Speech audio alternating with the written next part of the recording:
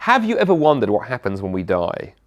You know, that's a question I think that many of us actually try and put off thinking about. We don't like to think about death and mortality, but then of course sometimes life throws circumstances our way that force us to confront the fact that one day each one of us will die.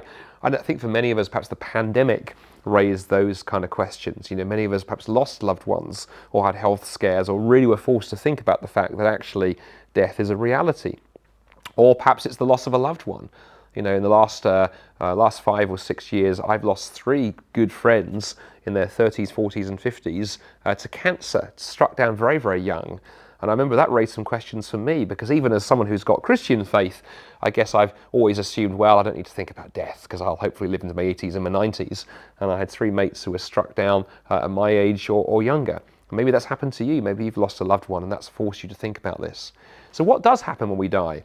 Well, in our increasingly kind of secular, fragmented world, there are very 2 common answers I come across. The first is that I hear from atheist friends, and people will say things like, well, you know, nothing happens when we die. There's nothing after death. We just go back to dust. There's absolutely nothing.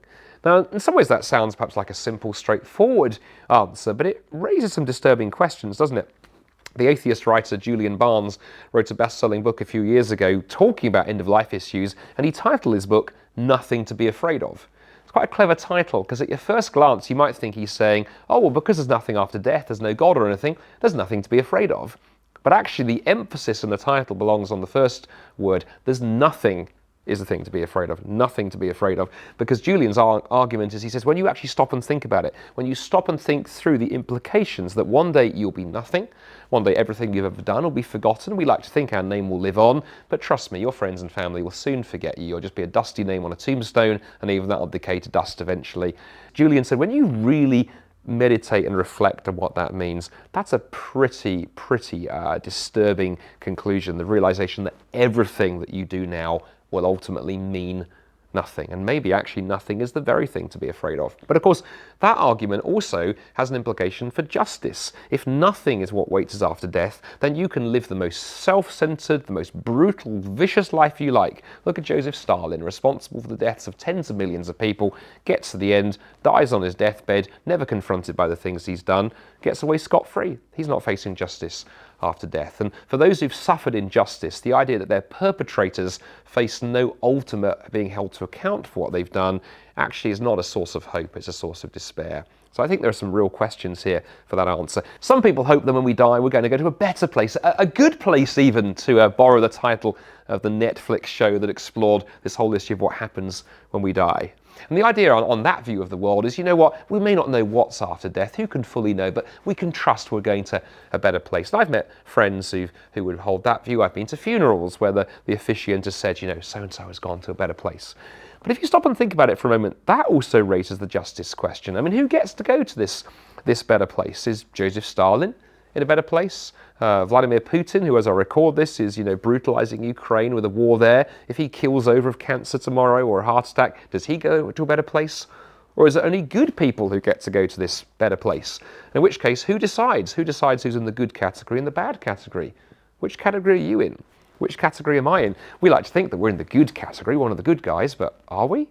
Can we be sure about that? And that leads to both uncertainty and leads to the idea if everyone goes to this better place, justice has collapsed again. How do we navigate these things? Well, what I find fascinating, at the heart of the Christian faith stands the person of Jesus, who said quite a lot about death and arguably knew quite a lot about death, because Jesus is the only person in history who has been through death and out the other side. And when I read the New Testament and see what Jesus says about what comes after death, here is somebody who knows the things of which he's talking about. And in the message of Jesus in the Bible, I see 2 things. One, the hope that there is life after death. Death is not the end. Secondly, Jesus talks about the reality that yes, there will be a judgment and being held to account. There will be justice. But Jesus adds one other thing. We don't need to be afraid of what that justice looks like. We don't need to be so arrogant to think that we're one of the good guys, or worry that maybe we've just, you know, been thrown into the bad guy category and we face something nasty. Jesus says, no, you can be certain, if you like, where you're going after death, because if you put your trust in him, he is the one who offers to stand in the place and face judgment on your behalf. And the incredible message of the Christian faith is that yes, there is justice everything, every injustice will be dealt with, but that Jesus offers to take that justice, take that blame, and take that judgment in our place if we trust in him.